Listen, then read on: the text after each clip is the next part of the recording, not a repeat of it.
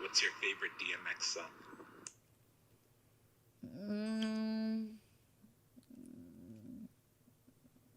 I'm slipping. I'm falling. I can't get up.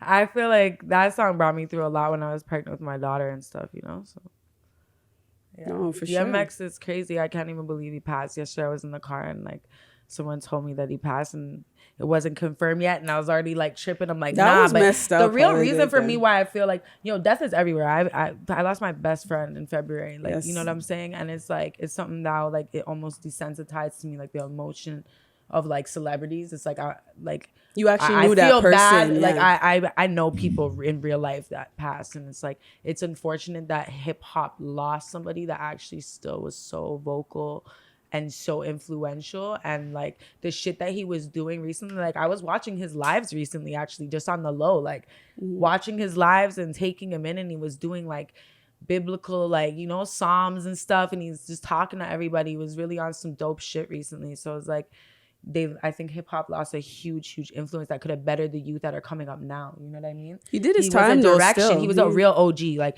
he's the type of dude that will actually grab a kid aside and be like, "Yo, your labels, you know, manipulating you." Or some shit. You know what I'm saying? Everybody has to do that hoarse voice but you when know they what I'm saying? talk He about seems it. like that guy. Like he always What? seemed like a father figure for like hip hop for me. So I grew up with him. All my friends listen to him. Everybody grew up with DMX. And he had a very, interesting path too. Like he wasn't always, like in the spotlight for all the right reasons. He had his life that was realistic for people because he had a very dark side with a lot of his albums and stuff like that. His albums connection covers to the people, though. That's again, like we were talking earlier. He came up with people. People saw him at his low. Yeah. You understand what I'm saying? That's when you become a legend. You become a legend when you grow with the situation at hand, right? Yeah. And I feel like with DMX, he was really on that, like, you saw his raw life, his addictions, how he would talk about, like, the child support and, too? like, all that crazy. The But child support. remember when he was locked up in Arizona or something like that? For how long? The man was just begging on camera to, like, for someone to listen to him. Like, I remember those times. My heart was broken for him. He went through a lot. But that's what made him a real person. And Yeah. everybody saw the entertainment side, but they saw him as a dad. They saw him as a man. When Aaliyah passed so away, why much. do you think he was the voice of her video? Like, let's get it, like, real. Wasn't no R. Kelly. So, you know what I'm saying? No, for sure. Rest in peace, DMX. Yeah, rest in peace. That's crazy. So, next question is, have you ever experienced domestic violence? Yeah. But I don't know. I'm fucking crazy. I don't play victims still. It's especially like there are victims. So why am I gonna play victim if I know that I could insinuate something? You know? But I mean, there have been times that shit's been fucked up, but I don't really speak on that stuff. No, for sure. But it's just about, captivating you as like a real person, right? So, I mean, these are the kind of questions and stuff that people I say that shit in enjoy. my music. If you can understand what I say in my music, go take in my shit on SoundCloud. That's some deep shit on there, you know? Like the things that I say. You rough.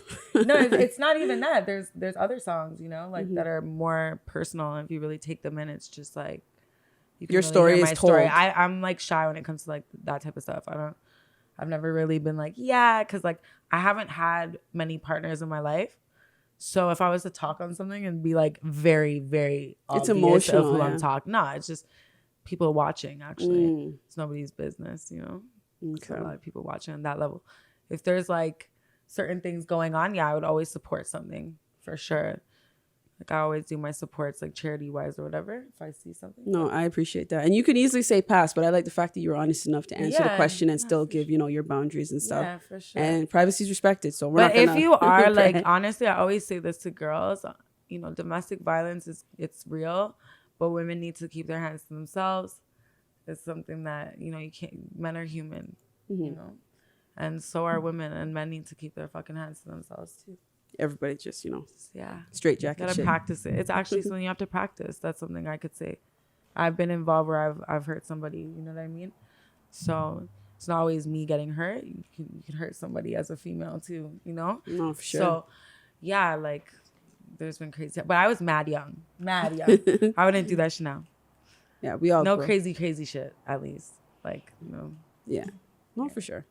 So what's the worst thing a fan has said to you? I spoke up my daughter.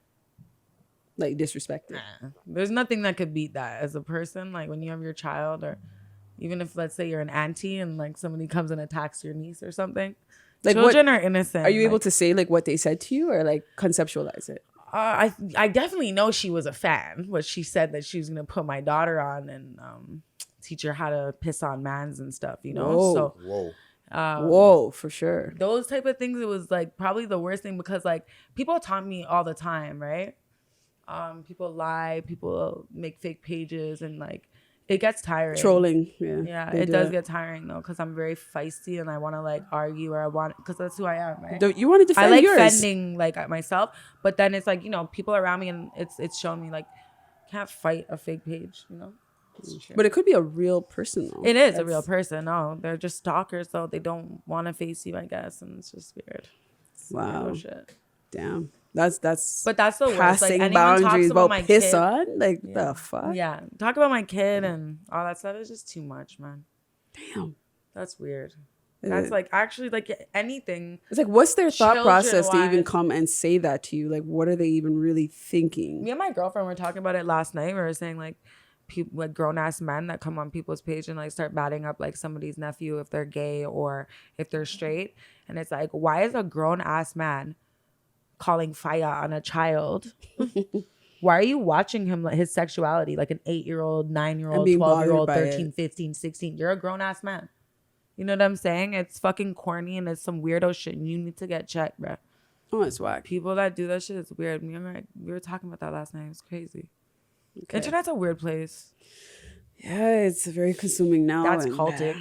Yeah, you got fake pages like galore. Yo.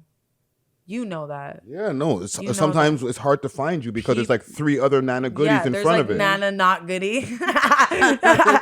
Yo, shout out Aya. It's a mud thing. Fuck, it's crazy. It was crazy. It still is. It's so crazy. Like people literally like come up with fake Snapchats, fake Instagrams.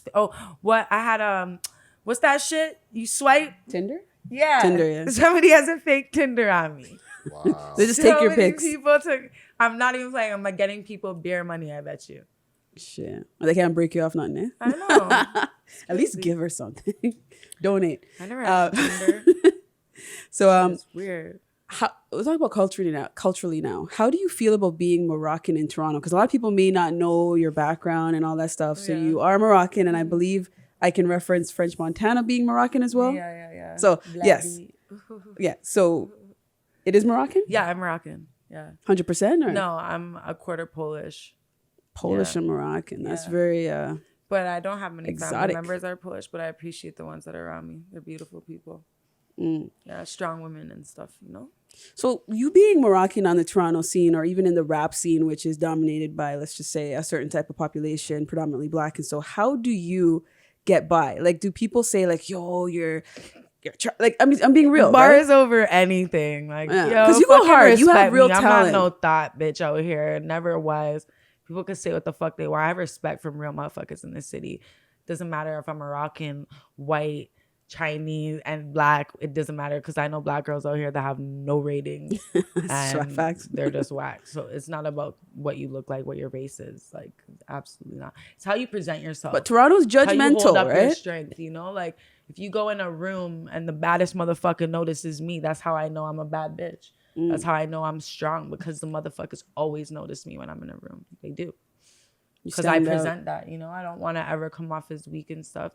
I always, if I don't know you, I'm not weak at all. You come off with confidence and it shows, right? So I just wanted to know, because sometimes people have these burning questions and they want to. And I'm Moroccan. What do you mean? French Montana is out here. He put Morocco, I guess, on the scene. But I mean, if you look up Moroccan rap, we're fucking it up. No, for real. Moroccan rap is fire. Like, I listen to a lot of Moroccan music, and Algerians, Tunisians, Egyptians. That rap, North Africa, it's fire. So, like, who's a top Moroccan artist then? Kisseri. He's a really, or how do you say that? Kiss who? Kisseri. Yeah, or T-Flow. T-Flow is really good too. He's fire. And then you have Ard Odds, that's in UK. Shout out Ard Odds. He has a track called Habibi. You know what I mean? Sure. And schooling everybody out here, man. yeah, listen to my culture shit. But that's music real. dominated culture. Like, what do you mean? My people play tambourines and drums and make a crazy music out of that, stomping with voice. It's crazy. It's very, No, I like that you're culturally connected, and that's why I had to touch tribal on in it. Morocco. Yeah. We're tribes. We're Berber people. It's, Allizae, bro. You guys gotta do your story learning on the Moors. Shit. It's a real thing. And a lot of Black people do. There's temples up on Eglinton. There's a Moorish temple. Shout out you guys. You know what I mean? They welcome me. And I'm Moroccan. I'm their sister. You know what I mean? It doesn't, they're Black. You know what I mean? But it is what Facts, it is. man. It's bloodlines, bro. Yeah. Okay. Well, I'm impressed, honestly. You answered that perfect. I can't even say anything else. And you are killing it in the rap scene, so I don't think it hinders or does anything negative. I'm not killing the rap scene. Don't say that. I I know how to rap. Listen, I'm a rapper too, but you go harder than me. I don't freestyle. I don't do none of that. I'm currently retired slightly, but you go hard. Like, for you to just even spit that shit on the spot, like, I have to rate that. And your bars were fire. So thank you. You got my endorsement. Like, you do your thing. You guys, so that's proper. If you love what you do, just do it, right? Like, I miss it still. I'm not even gonna lie. I haven't been doing it the way that I was before. Just COVID's been all over the place, life changes, and like, I've been back in the studio with my boys, Cook and Ricky Bobby and a couple other people, so we're just working on some things. We have new music though, and it's fucking fire. Well, people can't put pressure, man. You got to take your time. You want to produce something good, right? I just want people to know, like, at any time. You're not sleeping. No, it's not about, I was sleeping. I like to sleep. There's good times to sleep, but sometimes, you know what I mean? Like, if you just always or whatever, like, especially when I'm not no star, I'm not a celebrity. Like, I'm not in LA yet. When I cut to the States, it's a wrap. Trust me when I say that. You hear that, Toronto? Cut just now, it's a wrap. Another one's gonna leave. What? Toronto put me on though. They did. I'm not kidding. How do you think Max from New York found about me? Because of Toronto. Wasn't because I got invited to New York. I was on MTV, on URL with like DC Young Fly. They got me in a hotel down there. They booked me and everything, and I did my freestyle for summer in the city. It was a battle and shit. I was on TV. 3.4 million people were viewing. You know what I mean? And that shit was because of a girl from Toronto. She connected me with Bones Brigante from Harlem. Friday knows my homie. Bones showed me Harlem like nobody has ever That's the seen. spot, though. Okay. And yes, it was wicked. I was at the Ruckers. Mans walked up to me and called me sister. You're Moroccan. They knew who I like. I didn't even called it out. Just but like they that. just know, because here in Toronto it's very sad. If I go to Montreal, people know me. They'll know right away. They don't have to know me.